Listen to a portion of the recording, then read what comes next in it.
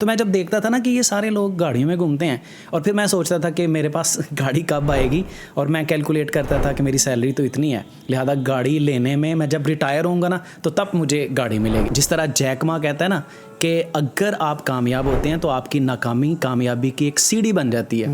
اچھا، میں نے نا through out the journey consistency سے کام کیا ہے. جو حدیث میں آتا ہے نا کہ بہترین عمل وہ ہے کہ جو تھوڑا ہو لیکن مستقل ہو. ای کامرس کا پلیٹ فارم ہے، آپ پرائیویٹ لیبل میں چلے جائیں، آپ ہول سیل میں چلے جائیں. آپ سیر و سیاحت کرتے ہیں، کیا اثرات دیکھتے ہیں اپنے؟ الحمدللہ نماز کا ٹائم ہے، نماز پڑھنی ہے، پہاڑوں کی سیر کرنی ہے. ایک تو اللہ تعالیٰ سے کنیکشن بڑا بندے کا مضبوط ہو جاتا ہے جب پہاڑوں کی وہ ہیبت کو دیکھتا ہے. بسم اللہ الرحمن الرحیم. السلام علیکم ناظرین. پیغام پوڈ کاسٹ میں ہم آپ کی ملاقات ایسی شخصیات سے کرواتے ہیں جن کے پاس اپنے تجربات ہوتے ہیں، مشاہدات ہوتے ہیں. بلکہ ہمارا ماننا یہ ہے کہ ہر بندے کے پاس ایک کہانی ہوتی ہے سنانے کے لیے. تو ہم چاہتے ہیں کہ ان کی وہ کہانیاں آپ کے سامنے پیش کریں، اور یقیناً ان میں ہمارے لیے بہت سارے لیسنز ہوتے ہیں. اور ہر شخص کا ایک اپنا تجربہ ہے، اور زندگی کو دیکھنے کا اور پرکھنے کا اور برتنے کا اس کا اپنا ایک انداز ہے. آج ہمارے ساتھ اسٹوڈیو میں جو مہمان موجود ہیں وہ ہمارے پرانے ساتھی ہیں. پیغام ٹی وی کے بالکل شروع کے دنوں میں ہمارا ایک پروگرام کیا کرتے تھے، میرا سوال. اس کے وہ اینکر ہیں، ہوسٹ ہیں، اور ریسرچ ڈپارٹمنٹ میں ہوتے تھے، علمی شخصیت ہیں. تو ریسرچ سے بھی تعلق تھا، اور پھر اس پروگرام کو ہوسٹ بھی کرتے تھے. اور وہ پروگرام بھی فتوے کا تھا، اور فتوے کے اس پروگرام کے اندر بڑی ہماری جید علماء کرام اور شخصیات جو ہیں وہ اس کے اندر شریک ہوتی تھیں. اس میں جناب پروفیسر عبدالستار حماد حافظہ اللہ، اور اس کے علاوہ جو ہے وہ ہمارے مولانا عبدالحمید اظہر رحمہ اللہ، اور اس جیسی بڑی شخصیات جو تھیں وہ اس کے اندر بطور مفتی شامل ہوتی تھیں. اور ہمارے یہ ساتھی اور بھائی جو ہے وہ بطور میزبان کے وہ پروگرام کنڈکٹ کیا کرتے تھے. ہمارے ریسرچ کے ساتھی بھی رہے. پھر بعد میں ان کی جاب ہو گئی سیالکوٹ کے اندر، اور ایز اے ٹیچر اور لیکچر انہوں نے کالج کو جوائن کر لیا، اور پھر ہمارے ساتھ آتے رہے وقتاً فوقتاً. لیکن آج ایک بہت عرصے کے بعد ان سے دوبارہ ملاقات ہوئی ہے. ہمارے ساتھ موجود ہیں حافظ نصرت العلی صاحب. ان سے ملاقات کرتے ہیں. السلام علیکم ورحمۃ اللہ وبرکاتہ. وعلیکم السلام ورحمۃ اللہ وبرکاتہ. تو بھائی بڑا اچھا لگ رہا ہے آپ کے ساتھ، بڑے عرصے کے بعد ملاقات بھی. اور پھر خاص طور پر آپ کو ہم سنیں گے نا. آج پہلے ہم آپ کو سنتے تھے، آپ میزبانی کرتے تھے، ہوسٹ کرتے تھے پروگرام کو، تو انٹرو دیتے تھے، ایکسٹرو دیتے تھے، پھر جو ہے سوالات کرتے تھے مفتی صاحب سے.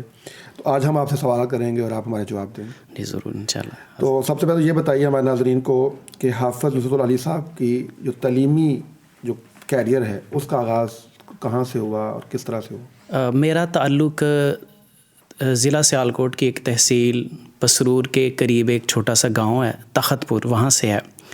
ابتدائی تعلیم تو وہیں سے حاصل کی. پھر اس کے بعد الحمدللہ اللہ تعالیٰ نے موقع دیا امام بخاری یونیورسٹی سیالکوٹ میں پڑھنے کا، کہ جہاں پر دونوں تعلیمیں تھیں. چونکہ وہاں پہ گاؤں میں نے حفظ بھی کیا، تو اس کے بعد کوشش یہ تھی کہ کوئی ایسا انسٹیٹیوٹ مل جائے کہ جہاں پر دونوں تعلیمیں ہوں. اور وہ الحمدللہ امام بخاری یونیورسٹی اس نے بڑی اپرچونٹی پرووائڈ کی. وہاں پھر انٹر کیا، گریجویشن کی، پھر ماسٹر کیا، اور ساتھ ساتھ الحمدللہ ہم درس نظامی پڑھتے تھے. یونیورسٹی کی تعلیم یعنی میری ایم فل انگلش لٹریچر ہے، اور ساتھ الحمدللہ درس نظامی کمپلیٹ کیا. تو میرا جو اکیڈیمک بیک گراؤنڈ ہے نا وہ میں امام بخاری یونیورسٹی سے پڑھا ہوا ہوں. دینی تعلیم وہاں سے ہے، جہاں پہ اساتذہ کرام زیادہ تر وہاں سے فارغ تھے مدینہ یونیورسٹی سے. تو ماشاءاللہ بڑا اچھا موقع ملا وہاں پہ دینی تعلیم پڑھنے کا، اور ساتھ عصری علوم میں بھی الحمدللہ ہم نے پورا کمپلیٹ کیا. اچھا، پیغام ٹی وی سے تعارف کیسے ہوا اور پھر پیغام ٹی وی میں کیسے آنا ہوا؟ میری زندگی کے بڑے محسن ہیں پروفیسر محمد مطیع الرحمان صاحب. اللہ تعالیٰ ان پر کروڑوں رحمتیں نازل فرمائے، اللہ تعالیٰ انہیں لمبی عمر عطا فرمائے. وہ چونکہ ہم ان کے طالب علم ہیں تو انہوں نے ریفر کیا یہاں پہ. تو ہم 7-8 دوست تھے، اور ہمارا بیک گراؤنڈ اسی طرح کا تھا کہ ایم اے انگلش بھی تھے، ایم اے اسلامک اسٹڈیز بھی تھے. تو تب پیغام ٹی وی کے ابتدائی دن تھے. یہاں پر ریسرچ ڈپارٹمنٹ میں لوگ چاہیے تھے. یوسف سراج صاحب سے ملاقات ہوئی، انہوں نے ایک انٹرویو لیا. انٹرویو میں الحمدللہ مجھے موقع ملا یہاں پہ کام کرنے کا، اور اس طرح سے میں نے پیغام ٹی وی کو جوائن کیا. مجھے یاد ہے شروع میں جب میں آیا تھا تو آپ جو ہے میرے آنے سے پہلے پروگرام کیا کرتے تھے میرا سوال جو ہے. جی. اچھا، وہ کیسا تجربہ تھا؟ پہلے تو ہم چاہیں گے وہ جو آپ نے ایک تجربہ تھا میرا سوال پروگرام کرنے کا، اور وہ جو ایک ایکسپیرینس تھا اس کو کیسا محسوس کرتے ہیں؟ الحمدللہ جہاں ہم پڑھے نا یونیورسٹی نے، اس نے ہمیں بڑا پبلک اسپیکنگ کا ایکسپوئر دیا. ہم نے بڑی بڑی اسٹیجز پہ بات کی جہاں پہ آڈینس بڑی ہوتی تھی. لیکن جب میں یہاں پہ آیا نا تو جب لینس کے سامنے بات کرنی پڑی نا تو ایک جہاں پہ آپ کو رسپانس بھی نہیں ملتا تو مجھے بڑا چیلنجنگ لگا. وہ پہلا جو میرا پروگرام ریکارڈ ہوا, اشفاق صاحب جانتے ہیں کہ وہ ایسے جیسے بت بنا کے بندہ بس بغیر کسی ریئیکشن کے, بغیر کسی, کیونکہ وہاں پہ تو آپ فرض کر رہے ہوتے ہیں نا کہ پبلک آپ کو دیکھ رہی ہے. آپ اگر لائیو سیشن کرتے ہیں تو لوگ رسپونڈ کرتے ہیں, اور اس رسپونڈ کا آپ کی کمیونیکیشن پہ, آپ کی اسکل پہ, آپ کی انکریجمنٹ پہ بڑا اثر ہوتا ہے. تو یہاں پہ جب پہلا پروگرام کیا نا تو وہ ایسے ہی پھر ریسرچ ڈپارٹمنٹ میں بہت کچھ سیکھنے کا موقع ملا. ایون کہ جب میری سلیکشن ہو گئی تو میں جو ہمارے حافظ اب یہاں پہ حافظ ندیم صاحب ہیں ان کے پاس گیا, ان سے پوچھا کہ میری پبلک سیکٹر پہ جاب ہو گئی ہے تو اب کیا حکم دیتے ہیں. تو انہوں نے کہا آپ کو خدمت کا ادھر موقع ملے گا, ادھر کیجئے اور یہاں پر بھی اس کو جوائن کیجئے. تو الحمدللہ پیغام ٹی وی میں مجھے رہ کے بہت کچھ سیکھنے کا موقع ملا جو کہ باہر سے نہیں سیکھ پائے تھے. اگرچہ جمعہ بھی پڑھاتے تھے, اسپیچز بھی کرتے تھے, اللہ تعالیٰ نے موقع دیا دین کی خدمت کا, لیکن یہاں سے بہت کچھ سیکھا الحمدللہ. تو صاحب یہ بتائیے کہ جب آپ نے ایز اے ٹیچر جوائن کر لیا کالج میں تو آپ نے کیا فرق محسوس کیا ایک میڈیا آرگنائزیشن سے جب آپ کسی ایجوکیشن سیکٹر میں گئے, ٹیچنگ کے لیے, پڑھانے کے لیے گئے, تو کیسا ایکسپیرینس تھا وہ؟ ٹیچنگ بیسیکلی میرے والد صاحب بھی ٹیچر تھے, اللہ تعالیٰ ان کو غریق رحمت کرے. اور میں سمجھتا ہوں کہ بہت سارے پروفیشنز ایسے ہوتے ہیں کہ جس میں آپ کو ریوارڈ مٹیریلسٹیکلی نہیں ڈیمانڈ کرنا چاہیے یا سوچنا چاہیے. میرا بڑا فیکٹر جو تھا نا تعلیم کی طرف جانے کا وہ یہ تھا انما بعثت معلما, کہ اللہ کے رسول صلی اللہ علیہ وسلم کو معلم بنا کر بھیجا. تو میں نے سوچا کہ یہ میرے لیے اپرچونٹی ہے اور موقع ہے, اور اگر میں یہ جوائن نہیں کروں گا تو ایسے جیسے ناشکری نہیں ہوتی کہ اللہ تعالیٰ آپ کو ایک منصب دیتے ہیں اور آپ اسے کہتے ہیں کہ میں یہ نہیں کروں گا, جھٹک دیتے ہیں. تو دونوں میں جو فرق تھا نا, یہاں پہ ظاہر ہے دونوں سروسز کے پلیٹ فارم ہیں, دونوں جو ہے وہ تربیت کے پلیٹ فارم ہیں. تو سوشل میڈیا چونکہ ایک بڑے واسٹ اسپیکٹرم میں لوگوں کی تربیت کر سکتا ہے تو اس لیے میں اس کے ساتھ بھی اٹیچ رہا, اور وہ جو معلم ہونے کا ایک میرے پاس ڈیزگنیشن تھی تو الحمدللہ اس میں بھی رہا. دونوں چیزوں میں سیکھنے کا موقع ملا, لیکن اگر میں دیانتداری سے بات کروں تو یہاں پہ سیکھنے کا زیادہ موقع ملا. جو ایک سال میرا پیغام ٹی وی کے ساتھ گزرا نا, یہاں پہ بہت ساری چیزیں سیکھنے کا موقع ملا ایز کمپیئر ٹو ایجوکیشن. اچھا, یہ خیر میرا سوال بھی یہ تھا کہ ظاہر بات ہے کہ ایک کالج میں اور پھر جب کہا کہ یہاں بہت کچھ سیکھنے کا موقع, وہ کیا تھا بہت کچھ؟ بہت کچھ یہاں پہ سیکھنے کا بہت کچھ تھا. یہاں پہ جو ریسرچ ڈپارٹمنٹ میں ہم آئے نا, سب سے پہلے تو آپ ایکسپوئر تھا کہ میں سمجھتا تھا کہ میں نے شاید جتنے بھی سمجھ لیں فیئرس ہیں نا ان کو کنکر کر لیا ہے, یعنی میرے لیے کہیں پہ بات کرنا بھی مشکل نہیں ہے الحمدللہ. لیکن جب میں یہاں پہ آیا تو مجھے لگا کہ یہ ماڈل ڈیفرنٹ ہے, اور پھر اس میں آپ زیادہ آڈینس تک اپنی بات پہنچا سکتے ہیں. اور پھر یہ ہے کہ فار ایور میڈیا جو ہے نا کہ فار ایور آپ کے لیے صدقہ جاری.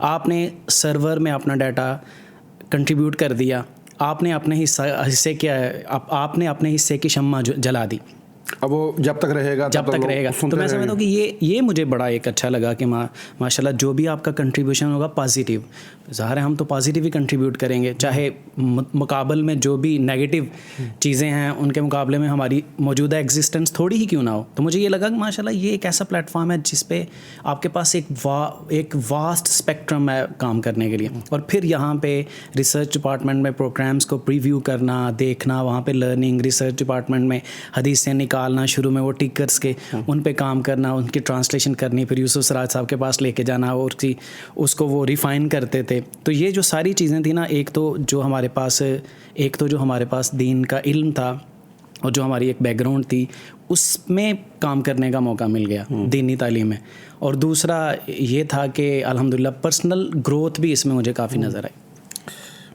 اچھا, یہ بتائیے کہ خیر انگریزی ادب کے استاد ہونے کے بعد انگریزی کا انتخاب یہ بھی بڑا ایک اہم سوال ہے کہ ایک دینی طالب علم اور درس نظامی کر رہا ہے, جب اس نے فیصلہ کیا ہوگا میں نے بی اے کے بعد کوئی ماسٹرز کرنا ہے تو انگریزی ادب کا انتخاب کیا, اس کی کیا وجہ؟ اچھا, مجھے نا انگریزی میں دلچسپی ایم اے انگلش کے بعد پیدا ہوئی. آپ حیران ہوں گے, وہ انگلش میں جانا ایک اتفاق تھا. وہ سمجھ لیجئے کہ جب میں نے انٹر کیا ICS کیا، جب میں نے ICS کیا نا تو اس کے بعد جس ادارے میں پڑھتا تھا، جس طرح میں نے ذکر کیا امام بخاری یونیورسٹی، وہاں BCS نہیں تھا، حالانکہ میرا کمپیوٹر میں بڑا انٹرسٹ تھا. مجھے یاد ہے وہ میرا جب کمپیوٹر کا پریکٹیکل تھا نا تو C لینگویج ہوتی تھی، ابھی بھی C لینگویج شامل ہے، تو C لینگویج میں نے سب سے پہلے پریکٹیکل کر دیا. تو وہ جہاں پہ وہ چیک کرنے والے تھے نا انہوں نے کہا آپ نے پریکٹیکل کر لیا؟ میں نے کہا ہاں میں نے کر لیا، کیونکہ مجھے اس میں انٹرسٹ بڑا تھا، پروگرامنگ میں انٹرسٹ تھا. لیکن وہاں پہ جس ادارے میں پڑھتا تھا وہاں پہ تب نہیں تھا BCS، تو اب میرے پاس آپشن تھی یا میں اس کو چھوڑ کے کسی اور ادارے میں چلا جاؤں، یہاں پہ دین یا یہاں پہ رہوں اور گریجویشن کر لوں سمپل، ساتھ دینی تعلیم بھی جاری رہی. تو الحمدللہ میں نے دینی تعلیم کو پریفر کیا، گریجویشن کی. پھر ماسٹرز میں جب سنا کہ اب بھی سوشل سائنسز میں کون سے ماسٹرز میں اسکوپ ہے، تو لوگوں نے ہمیں انگلش کے بارے میں یہ کہنا شروع کر دیا کہ ہمیں English is not impossible but near impossible, ایسے. تو ہم نے کہا پھر یہی کریں گے جو مشکل ہے اور جس کی ڈیمانڈ زیادہ ہے. اور پھر ایک بڑا اس کے پیچھے جو میرا انٹرسٹ یا موٹیو تھا نا محرک، وہ یہ بھی تھا کہ مجھے یہ تھا کہ، اور الحمدللہ یہ موٹیویشن ہمیں ادارے کے جو سربراہ تھے نا ہمارے، حافظ مطیع الرحمان صاحب، پروفیسر حافظ مطیع الرحمان صاحب حافظہ اللہ، ان کی طرف سے بھی ملی کہ مطلب آپ اگر آپ کے پاس ٹول ہوگا نا لینگویج کا تو آپ دین کی خدمت واسٹ میڈیم پہ کر سکیں گے، آپ پوری دنیا میں بات کر سکیں گے. انگلش اگر آپ کو انٹرنیشنل لینگویج ہے ایگزیکٹلی. تو میری انگلش سیکھنے کے پیچھے یہ 3-4 وجوہات، اور جس میں یہ بھی مین فوکس تھا کہ چلیں سرو کریں گے.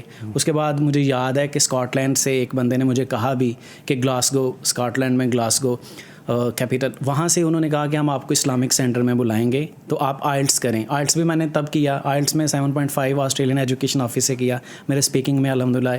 لیکن پھر ان کو میں نے ایک دفعہ میسج کیا لیکن انہوں نے رپلائی نہیں کیا، اور اپنا مزاج ایسے ہے کہ اللہ تعالیٰ نے خود ہی اور خودداری بڑی دی ہوئی ہے. تو یہ ساری جرنی تھی میری انگلش کی طرف آنے کی. ماشاء اللہ. اچھا، یہ جو ہے آپ جیسے آپ نے کہا کہ یہاں پہ یعنی جب ٹی وی میں جاب کی یا کام کیا تو بڑا وہاں سے لرن کیا، پھر ایجوکیشن میں بھی گئے اور وہاں پہ بھی ماشاء اللہ اب ٹیچنگ شروع کی، انگلش کے استاد بنے آپ. تو آپ یعنی اس کے بعد جب آپ نے میڈیا میں آپ کچھ دیر تو کام کر لیا، پھر دوبارہ خیال تھا یار کہ مجھے میڈیا میں کام جو ہے نا وہ مزید کرنے کی ضرورت ہے؟ جی ابھی بھی میری یہ امبیشن ہے کہ اللہ تعالیٰ ریاکاری سے اور دکھاوے سے محفوظ فرمائے، کیونکہ میں دیکھتا ہوں کہ زیادہ تر جو لوگ کام کرنے والے ہیں نا، جب وہ میڈیا میں آتے ہیں نا تو پھر ویوز کے چکر میں پڑھ کے وہ باتیں بھی کر دیتے ہیں کہ جو ان کو نہیں کرنی چاہیے ہوتی. اصل میں ان کو یہ ہوتا ہے نا کہ کوئی ایسی بات کریں خالف طورف کہ مخالفت کرو پہچانے جاؤ گے، وہ ویوز کے چکر میں. تو مجھے یہ بھی ڈر لگتا تھا کہ کہیں مطلب ریاکاری اور دکھاوا نہ آ جائے.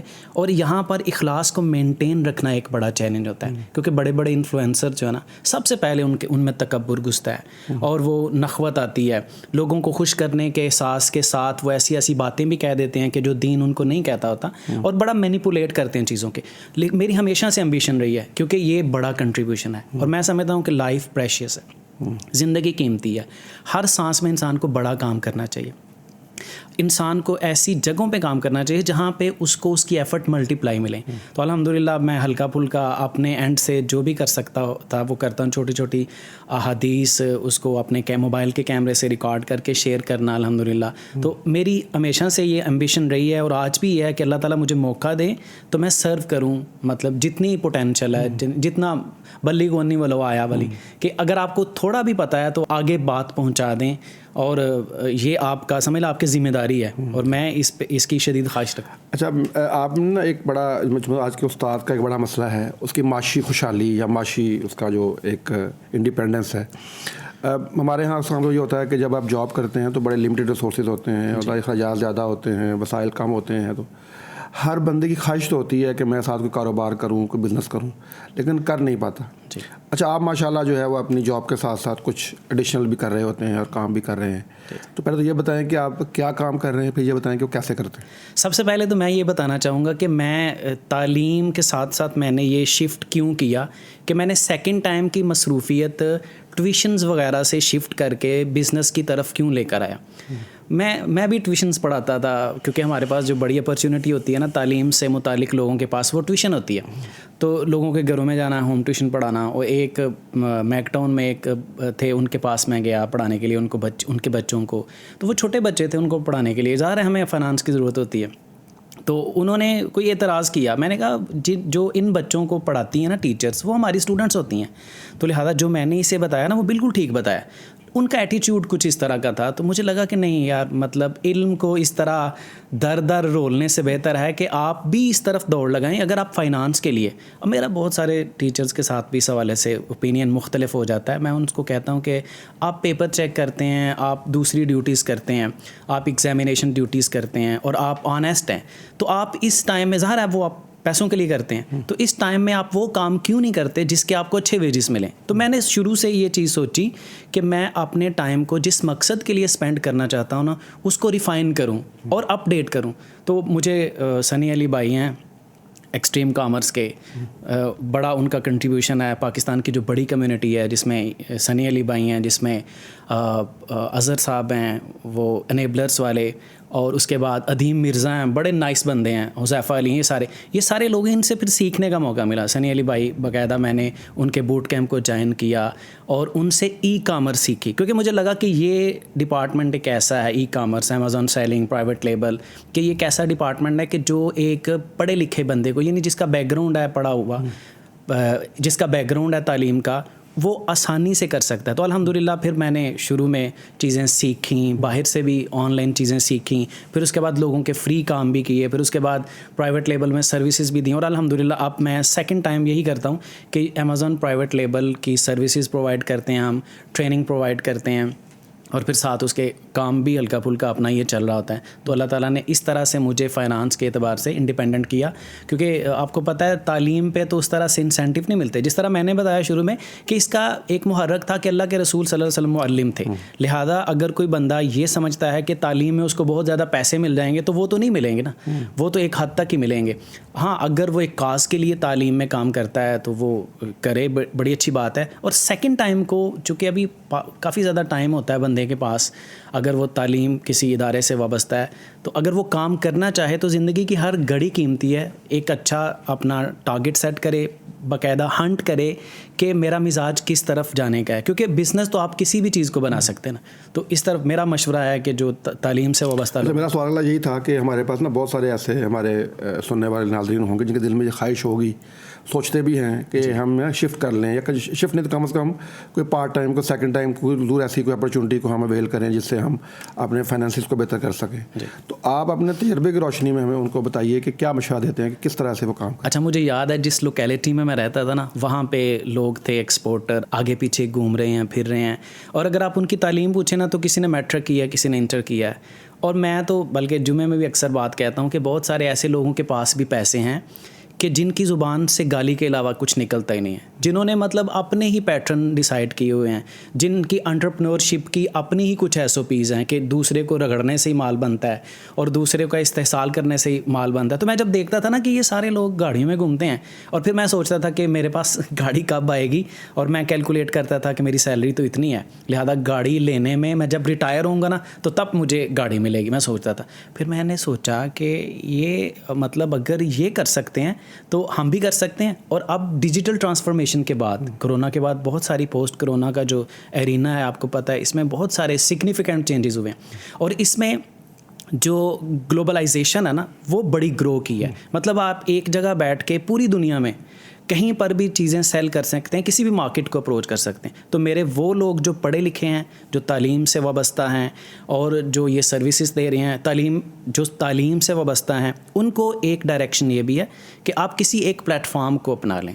آپ ابھی اٹسے کا بڑا ٹرینڈ ہے, اٹسے پہ چلے جائیں. اگر آپ کی کریٹیو پروڈکٹس ہیں, کچھ ہٹ کر ہیں, تو آپ اٹسے پہ سیلنگ سٹارٹ کر دیں. ایز اے پاکستانی اٹسے نے آپ کو سیلر اکاؤنٹ بنانا پرمٹ کیا, الو کیا ہے. آپ ای بے پہ چلے جائیں, ای بے پہ ابھی بھی پوٹینشیل ہے.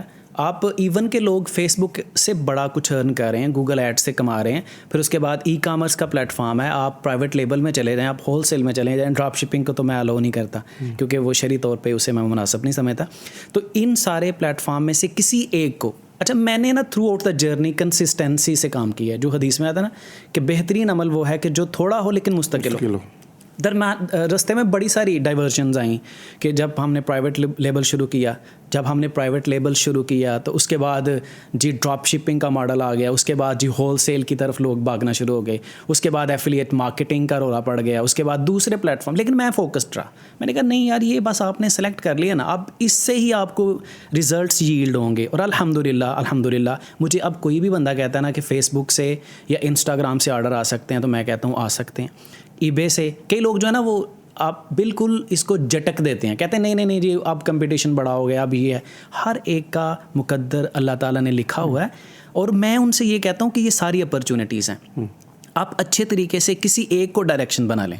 آپ اٹسے پہ آ جائیں, آپ امیزون پہ آ جائیں, آپ ای بے پہ آ جائیں, آپ ایفیلیٹ مارکیٹنگ میں آ جائیں, آپ کسی بھی سیکٹر میں آ جائیں. آن لائن میں, آن لائن کا بینیفٹ یہ ہوگا کہ آن لائن میں جب آپ کو پیمنٹ ملے گی نا, ویجز ملیں گے, وہ فارن کرنسی میں ملیں گے, اور وہ تھوڑے ویجز بھی انف ہوں گے as compare to local market. تو آپ کسی بھی ایک جو ہے نا وہ اس بزنس کو آپ اپنا ماڈل بنا لیں, سال محنت کریں. میرے بعض اسٹوڈنٹس ہیں, چونکہ ہم ٹریننگ بھی دیتے ہیں نا, تو وہ اسٹوڈنٹس ہیں نا وہ کہتے ہیں سر میں تو 6 ماہ سے لگا ہوا ہوں, تو مجھے کوئی آرڈر نہیں آ رہا, مجھے کوئی کام نہیں مل رہا. تو میں اسے کہتا ہوں بیٹا this is the start, think this is the start. سوچو یہ آغاز ہے, اور ان مع العسر یسرا, قرآن کے اس وعدے پر یقین رکھو کہ تنگی کے ساتھ آسانی ہے. اور ساتھ میں ان کو تلقین کرتا ہوں کہ بیٹا جتنا لمبا دستک دو گے نا, اس کے بعد اتنا خوبصورت باغ ملے گا.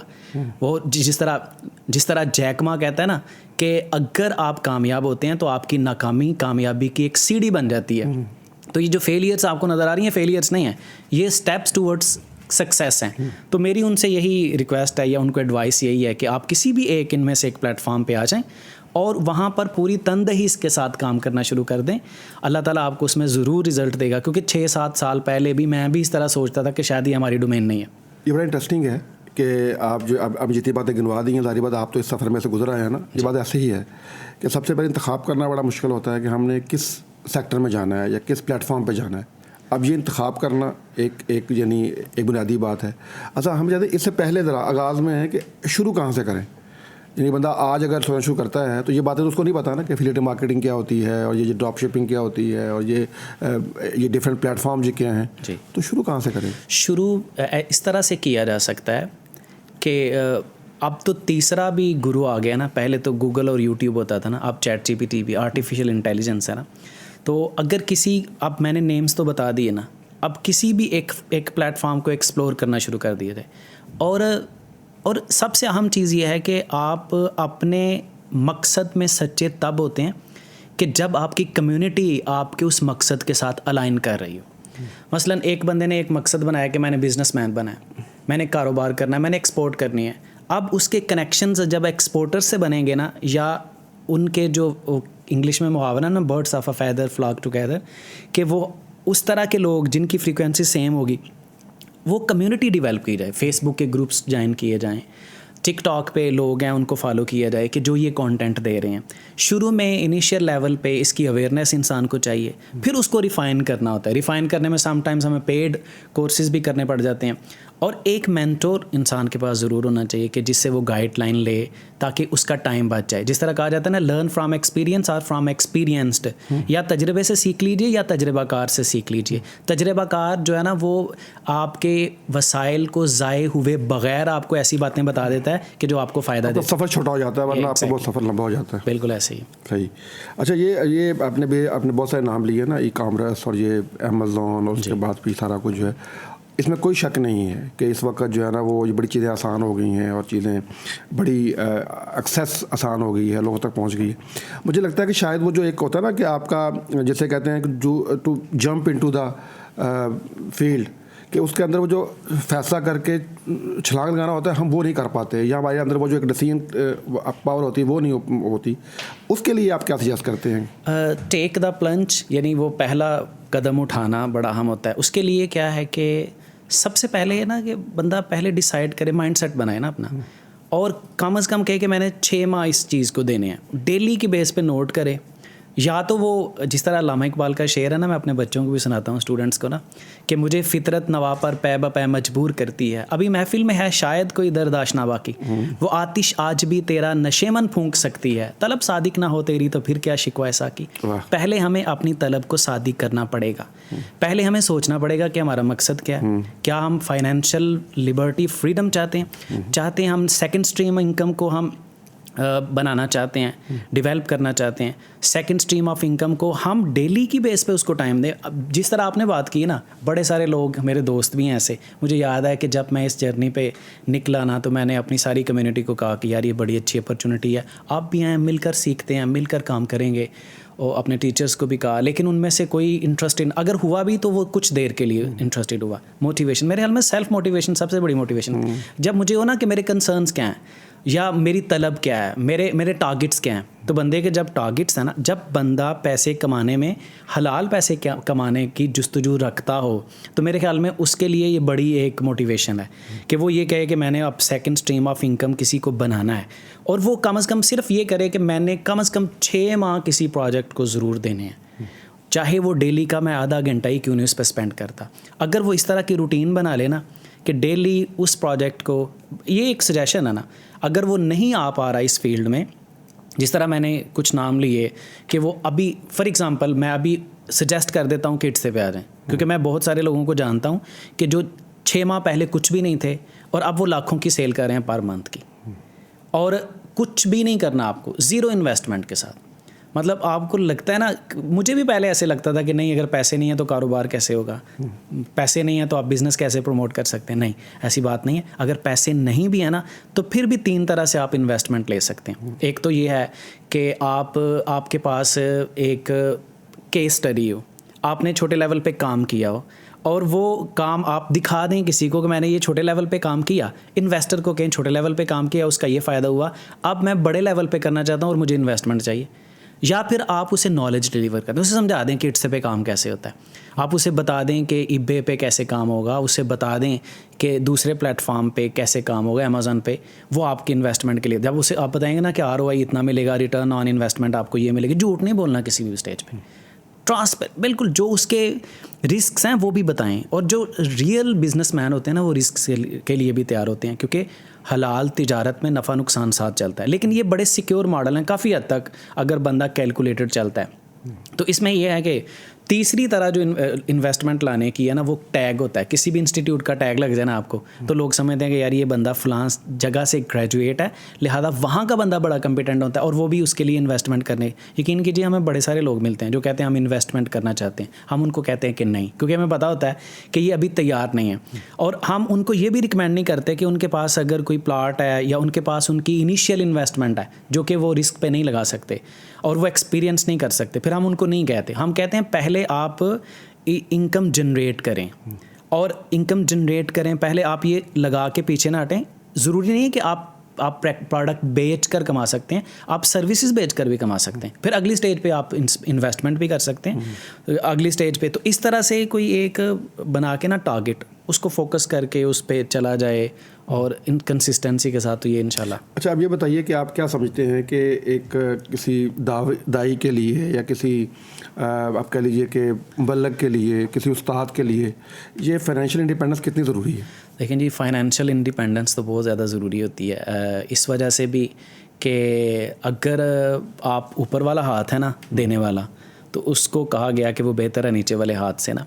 اور ویسے بھی میں سمجھتا ہوں کہ جب بندے کے پاس فائنینشیل انڈیپینڈنس ہونا, تو وہ دین کو بڑے پلیٹ فارم پہ یا بڑے پیمانے پر سرو کر سکتا ہے, اور شاید زیادہ کانفیڈنس کے ساتھ. یا ایگزیکٹلی کانفیڈنس, کیونکہ ایسے نا ایک پریشر ہوتا ہے, ظاہر ہے بندہ اپنے رزق کے معاملے میں پریشان ہے. تو وہ میرے ایک دوست ہیں سیالکوٹ میں, سمیڈا کے ادھر ہوتے ہیں, آفیسر ہیں وہ بھی, عاصم صاحب. تو کل میری ان سے میٹنگ ہو رہی تھی, تو وہ کہہ رہے تھے کہ جو 40 سے اوپر کا ہو جاتا ہے نا, اور وہ اس کا فائنینشلی انڈیپینڈنٹ نہیں ہوتا, تو وہ بندہ بڑا خطرناک ہوتا ہے. اس طرح سے کہ جہاں اس کا ہاتھ پڑتا ہے نا, وہ چھوڑتا کچھ بھی نہیں ہے. وہ ایون کہ کبھی کبھی رشتے میں بھی اس کا خون سفید ہو جاتا ہے, وہ بائی سے بڑھنے کے لیے تیار ہو جاتا ہے. تو اگر فائنینشیل انڈیپینڈنس نہیں ہوگی, اگر انسان, اور ایسے اب دیکھا بہت سارے جو سیٹ اپ ہیں ہمارے اسلامک انسٹیٹیوٹس کے یا مساجد کے یا مدارس کے, وہاں پر جن کے پاس فائنینشیل انڈیپینڈنس نہیں ہے, بیچاروں کو اپنا وہ جو حقائق ہیں وہ بھی بڑے شوگر کو جب ایشو ہوں گے تو ساری بات کیا کرنی ہے. ایگزیکٹلی, بیسک نہیں, وہ کیا اسے ایک شعر بھی ہے نا کہ بھوک تہذیب کے انداز بلا دیتی ہے, کہ بیسک نیڈس ہی پوری نہیں ہو رہی. اور دوسری طرف جب وہ خود سرو کرے گا اور خود خرچ کرے گا تو اس کی بات میں زیادہ تاثیر بھی, لوگ یہ بھی سمجھیں گے کہ یار یہ اسے کوئی لالچ نہیں ہے, یہ کوئی, کیونکہ مال ایک بڑا فتنہ ہوتا ہے اور بہت سارے لوگ کچھ لوگوں سے اصلاح اس لیے بھی نہیں لے رہے ہوتے کہ وہ بیچارے ان پہ ڈیپینڈ کر رہے ہوتے ہیں فائنانس کے اعتبار سے. اچھا یہ بتائیے, یہ جو آپ سیر و سیاحت کرتے ہیں, ہاں جی, اس کی کیا ضرورت محسوس کرتے ہیں, اس کے کیا اثرات دیکھتے ہیں اپنے؟ سیاحت جو ہے نا وہ ہمیں تر و تازہ کر دیتی ہے. شروع میں تو ہمارے دوست کھینچ کے لے گئے, اور الحمدللہ ہماری کمیونٹی بڑی اچھی ہے. یعنی جن دوستوں کے ساتھ ہم جاتے ہیں نا, ہم نے گانے بھی نہیں سننے ہوتے, الحمدللہ نماز کا ٹائم ہے, نماز پڑھنی ہے, اللہ تعالیٰ کو یاد کرنا ہے, پہاڑوں کی سیر کرنی ہے, ہائکنگ ٹریکنگ کرنی ہے, لانگ ٹریلس ہم نے کیے ہوئے ہیں الحمدللہ. بیسل سے آگے ادھر تک کا رتی گلی لیک کا 3-4 دن کا ٹریک وہ پیدل کیا. تو اس طرح کے ٹریک الحمدللہ یہ آپ کو کیا سکھاتے ہیں, ایک تو اللہ تعالیٰ سے کنیکشن بڑا بندے کا مضبوط ہو جاتا ہے جب پہاڑوں کی وہ ہیبت کو دیکھتا ہے, اور پھر جب وہ دنیا سے اس کا کنیکشن ڈسکنیکٹ ہوتا ہے اور تعلق ٹوٹتا ہے, اور وہاں پہ نہ ریسکیو ہے, نہ 112 ہے, نہ کچھ اور ہے, وہاں پہ آپ ہیں, پہاڑ ہیں, آسمان ہے, اللہ کی ذات ہے, اور وہاں پہ چل رہے ہیں آپ, اللہ تعالیٰ کی نشانیاں دیکھتے ہیں, پہاڑوں رنگ برنگے پیٹرن پہاڑوں پہ اس کے پتھروں پہ بنے ہوئے, اور بوٹے, پتیاں, درخت, یہ سارا, اور جھرنے, اور پھر تازہ پانی کے چشمے, یہ ساری اس کی نشانیاں ہیں, اور بندے کا ایمان اور زیادہ بڑھتا ہے. اور اس کے بعد جو میں نے یہاں سے سیکھا نا, وہ ایک ہے کہ آپ میں نا وہ جو سروائیول کی ایک فائٹ ہے نا, جو بقا کی ایک جنگ ہے, آپ کی اس کی بڑی ٹریننگ ہوتی ہے. کیونکہ جب آپ ٹریک کر رہے ہوتے ہیں نا تو آپ اپنی لیمٹس کے مطابق چل جاتے ہیں, آپ ایک ایسی سٹیج پہ آ جاتے ہیں جہاں پہ ڈیڈ ٹائرڈ ہو گئے ہیں. وہاں پہ میرا رویہ والا کیا ہوتا ہے, میں اپنے آپ کو یہ سمجھاتا ہوں کہ دس از دا اسٹارٹ, کہ یہ آغاز ہے, یہ آغاز ہے. آپ نے یقین کیجئے کوئی 10-12 گھنٹے ڈیلی کا پیدل ٹریک کیا ہوا ہے پہاڑوں میں, اور پہاڑوں کا جہاں پہ کہتے ہیں نا کہ عام جگہوں پہ میدانوں پہ دوڑنا پہاڑوں میں چلنے کے برابر ہوتا ہے. تو یہ ساری چیزیں, اور سب سے بڑی بات, بندہ پورے سال کے لیے تیار ہو جاتا ہے. جب 7-8 دن کے لیے آپ ٹریک کر کے آتے ہیں نا, تو پورے سال کے لیے آپ کا مائنڈ فریش ہو جاتا ہے. اور پھر ایک ہوتا ہے نا سمٹ کی ایک احساس کہ یار میں نے یہ سر کیا ہے, میں یہ کر کے آیا ہوں, اچیومنٹ الحمدللہ. یس, یہ ایک اکمپلشمنٹ کی انلائٹنمنٹ جو ہوتی ہے نا انسان کے اندر. اچھا تھوڑا سا ذرا ہمیں اس بارے میں بھی آپ بتائیے. تو پہلے تو یہ بتائیے کہ آپ نے کہاں کہاں کا ٹریک کیا ہوا ہے, اور پاکستان میں کہاں کہاں آپ سمجھتے ہیں کہ یہ جگہیں ہیں جو ہمیں ضرور ایکسپلور کرنی چاہیے؟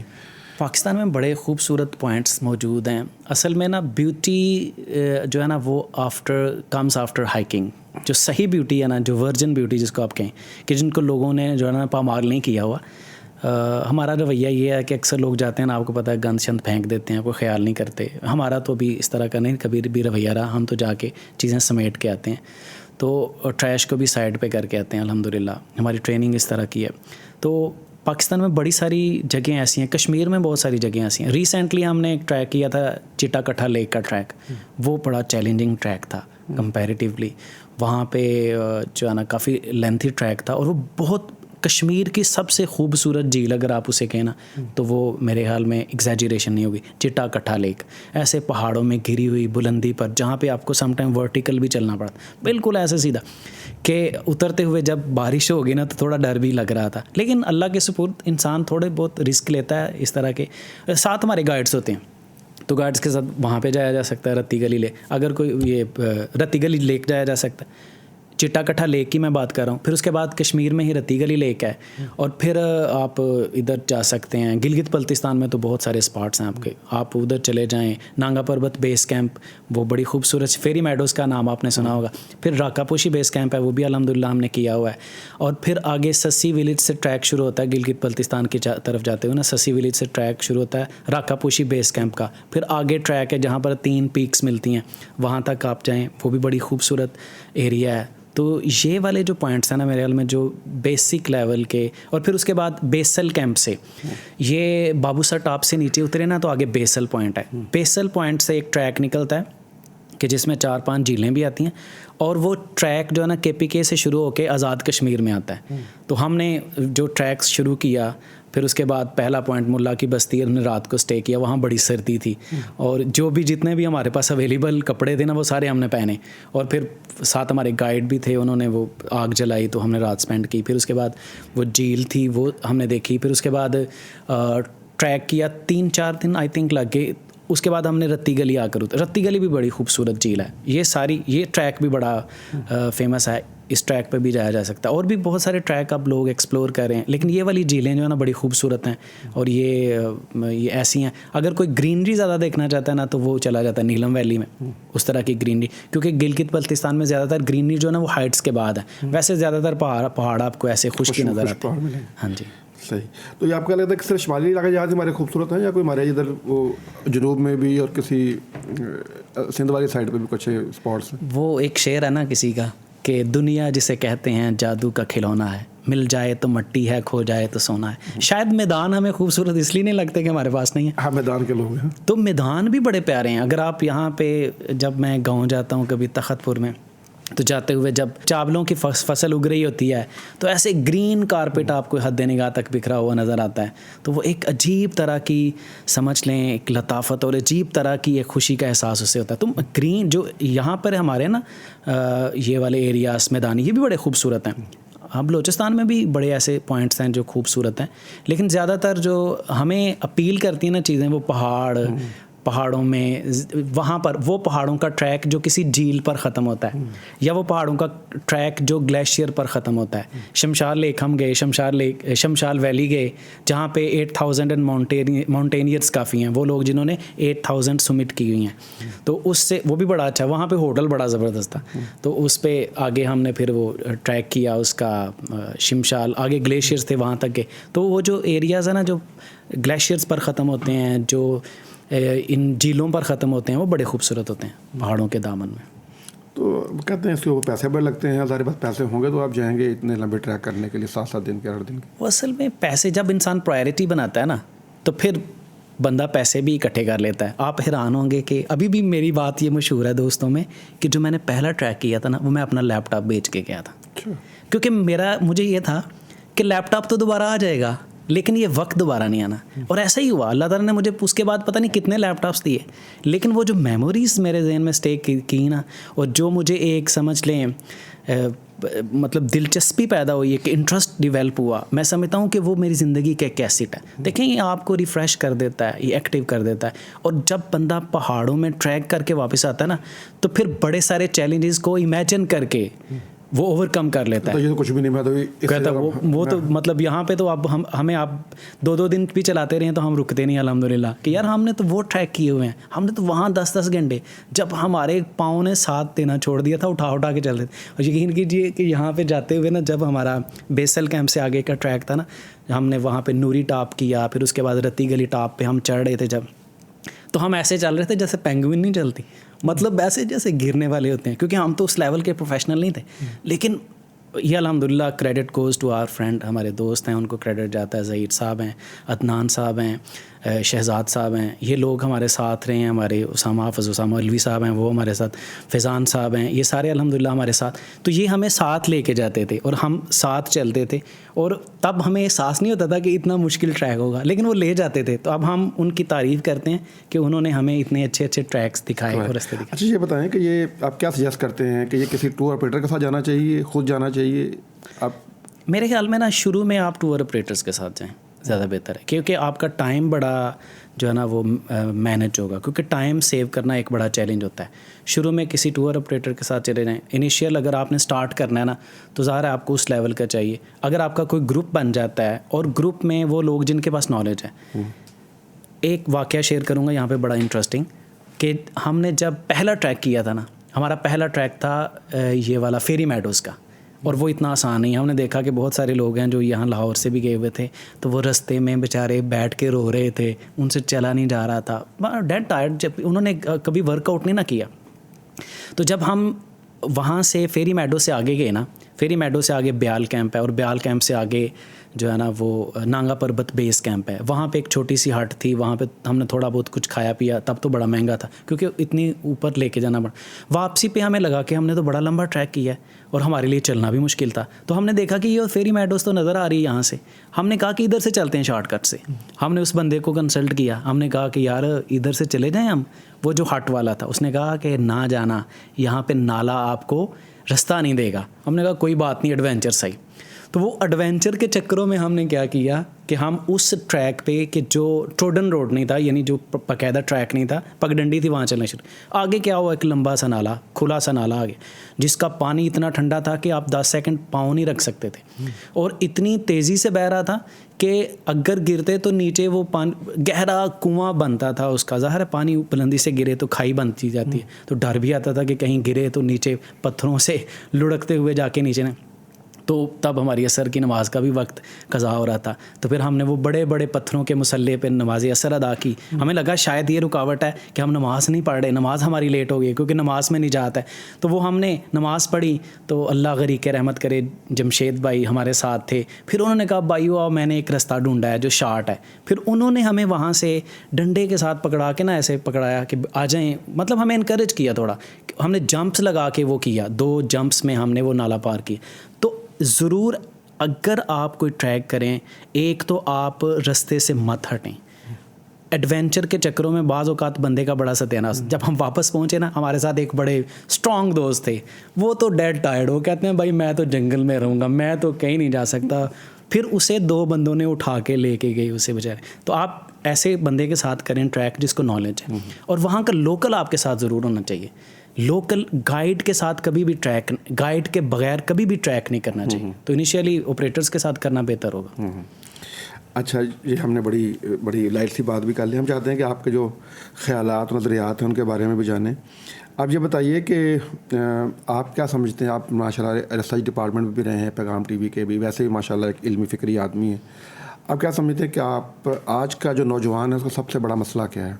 मेरे ख्याल में हमारा ज़्यादातर जो वक्त है ना, एक हमारी कोई विज़न नहीं है, कुछ उस तरह से मकसद नहीं है, तरबियत का फुकदान है, और जो कन्फ्यूज्ड मेंटालिटी है ना, जो कि डाइवर्सिफाइड कंटेंट ने हमारी एक नौजवान की कन्फ्यूज्ड मेंटालिटी पैदा कर दी। यकसुई नहीं, डिवोशन, डेडिकेशन, कंसंट्रेशन का फुकदान है। तो हमारे नौजवान तो बहुत बड़ा असासा होते हैं किसी भी मुल्क को, मिल्लत का। तो और ज़्यादातर आपको पता है कि टाइम सोशल मीडिया पे जब गुजरता है, तो सोशल मीडिया पे मैं ज़्यादातर जो कंटेंट देखता हूँ, अल्हम्दुलिल्लाह हमारी जो कंट्रीब्यूशन है अल्लाह ताला उसको कबूल फरमाए, एक लार्ज है, और अल्हम्दुलिल्लाह इट कीप्स ऑन इंक्रीजिंग अल्हम्दुलिल्लाह। तो इसके अलावा मैं देखता हूँ तो बहुत सारा मीनिंगलेस कंटेंट है जिसमें हमारे नौजवान एंगेज हैं। उनको पता ही नहीं है कि वक्त कितना कीमती है। अल्लाह ताला एक एक साथ के बारे में सवाल पूछेंगे। इब्ने आदम का कदम तब तक नहीं हिलेगा जब तक उसकी उम्र के बारे में और स्पेशली उसकी जवानी के बारे में ना पूछ लिया जाए कि तुमने कहाँ गरक की और कहाँ गुजारी। तो नौजवानों को एक तो अपने मकासद में क्लियर होना चाहिए, दूसरा उनको अपने वक्त का भरपूर इस्तेमाल करना चाहिए, और फिर ये जो कंफ्यूज्ड मेंटालिटी है ना, इस कंफ्यूज्ड मेंटालिटी से निकलना चाहिए। और फिर ये भी है हमारा ओवरऑल, आपको पता है एक इंफ्रास्ट्रक्चर जो है ना, यहाँ पे फाइनेंशियल फ्रीडम की, यहाँ पे काउंसलिंग की भी कमी है। मुझे याद है हम NTS के एग्ज़ाम लेते थे ना, तो बड़े बड़े लोग आते थे, जॉब्स के चक्करों में आते थे, जॉब्स के चक्करों में। और अब हम फर्स्ट ईयर के बच्चों को पढ़ाते हैं ना वो कायदे आज़म की तकरीर, जिसमें वो कहते हैं कि आप ज़रूरी नहीं कि जॉब्स के पीछे ही भागें। तो बहुत सारे नौजवान इस वजह से भी कंफ्यूज्ड हो जाते हैं जॉब के चक्करों में। अब तो वो इससे भी निकल सकते हैं, वो अपना सेटअप लगा सकते हैं, और इस परेशानी से भी कि फ्यूचर में हमारा क्या बनेगा, वो इस एंगल से भी सोचें। एक तो ये हमारा जो ओवरऑल इंफ्रास्ट्रक्चर जॉब मेंटालिटी को प्रमोट करता है ना, इसको भी डिस्करेज करने की ज़रूरत है। तो नौजवानों को क्या करना चाहिए, हमारा कनेक्शन अगर हमारा दीन से मजबूत हो जाए ना, तो दीन ये सारी चीज़ें हमें बता देता है और सिखा देता है कि ज़िंदगी को किस तरह से भरपूर गुजारना है और एक एक घड़ी को कैसे यूटिलाइज़ करना है पॉजिटिव। तो पॉजिटिविटी चाहिए बड़ी। मैं समझ ये बात है बिल्कुल दूसरे कि हमारे पास डायरेक्शन नहीं है, तो जब डायरेक्शन नहीं है तो फोकस नहीं है, फोकस है तो फिर एफर्ट नहीं है, एफर्ट नहीं है तो रिजल्ट भी नहीं हासिल करने का। और फ़खर साहब, ये मोहतरम फ़खर साहब, एक ये भी हमारा डायलेमा है कि जो हमारे रोल मॉडल्स हैं ना हमारे नौजवानों के, वो क्या हैं। मतलब आप देखें ना, वो बंदे के जो यूज़लेस कंटेंट शेयर करते हैं रोल मॉडल्स बनाए हुए, वजह क्या है? वजह जी उनके पास फाइनेंस ज़्यादा है। تو میں تو بچوں کو شعر سناتا ہوں، اے طائر لا ہوتی اس رزق سے موت اچھی، جس رزق سے آتی ہو پرواز میں کوتاہی، کہ ایسی دولت کو انسان کوئی آگ لگائے، کیا کرے ایسی دولت کا جو انسان نے ننگا ناچ کے کمائی ہو. تو شریعت تو ہمیں ایسی کامیابی کو کامیابی نہیں کہتی، اور ایسی دولت ہمارے لیے قطعی طور پر کوئی سکسیس. تو ہمارے نوجوانوں کو یہ دیکھنا چاہیے کہ ہم کن کو فالو کریں، ہمارے رول ماڈلز کیا ہیں ہمارے پاس. اور ہمارے دوسری طرف یہ بھی ہے کہ جس طرح ماشاءاللہ یوتھ کلب والے کام کر رہے ہیں کہ وہ نوجوانوں کو پراپر ڈائریکشن دیں، اور جو سٹف اچھا ہے اس سٹف کو بھی دین کی طرف لے کر آئیں، تاکہ وہ مین سٹریم میں اپنا کنٹریبیوشن بھی جو ہے نا وہ ایڈ کرتے چلے جائیں. حفظ صاحب بہت شکریہ آپ کا بڑے وقت کا. ابھی بہت سارے سوالات تھے لیکن ہمارا وقت جو ہے وہ مکمل ہو گیا. آپ کا بہت شکریہ، آپ سیالکوٹ سے تشریف لائے، آپ نے وقت نکالا، اور ہمارے لیے بڑی خوشی کی بات ہے کہ بہت عرصے کے بعد جو ہے وہ ہم آپ سے دوبارہ بات کر سکیں. آپ کی محبت کا شکریہ. اچھا اب یہ بتائیے جی، آپ اتنے عرصے بعد پیغام ٹی وی میں ہیں تو کیسا یعنی لگ رہا ہے؟ بہرحال 2012 اور پھر آج 2025، 13 سال بعد.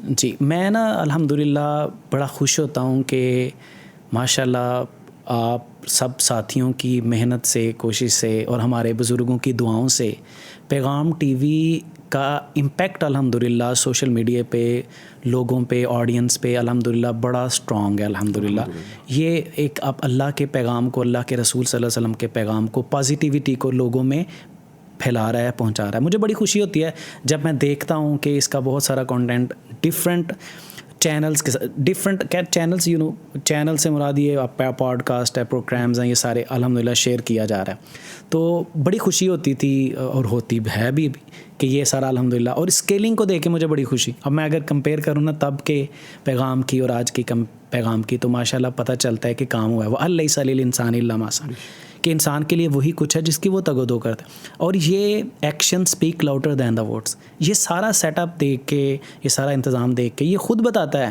کہ اس پہ بڑی محنت لگی ہے اللہ کے فضل کے ساتھ ساتھ. تو الحمدللہ مجھے بڑی خوشی ہوئی آپ نے بلایا. مجھے ایک میں سمجھتا ہوں کہ میرے لیے ایک اعزاز ہے کہ یہ آپ کی محبت ہے. میں بڑا گریٹیٹیوڈ آف کرتا ہوں آپ کی طرف کہ آپ نے مجھے بلایا اور مجھ سے یہ باتیں شیئر کرنے کا ایک موقع پرووائڈ کیا. کہ اب چاہیں گے آپ سے ملاقات ہوتی رہے. جی انشاءاللہ ضرور حاضر. بہت شکریہ. ناظرین ہمارے ساتھ موجود تھے حافظ نصرت العلی صاحب، پیغام ٹی وی کا حصہ رہے. آج کل سیالکوٹ میں استاد ہیں، اس کے علاوہ اپنا چھوٹا سا ایک بزنس کرتے ہیں. بہت ہی فکری اور علمی شخصیت ہیں. آج ہم نے ان سے بہت کچھ سیکھا، ان کے تجربات سے، ان کے ایکسپیرینسز سے، اور انہوں نے جو کچھ اب تک حاصل کیا انہوں نے ہمارے ساتھ شیئر کیا. اس امید کے ساتھ کہ آج کی اس گفتگو سے بیچ کے ہمیں بہت کچھ سیکھنے کو ملا ہوگا. اجازت دیجیے. اللہ حافظ.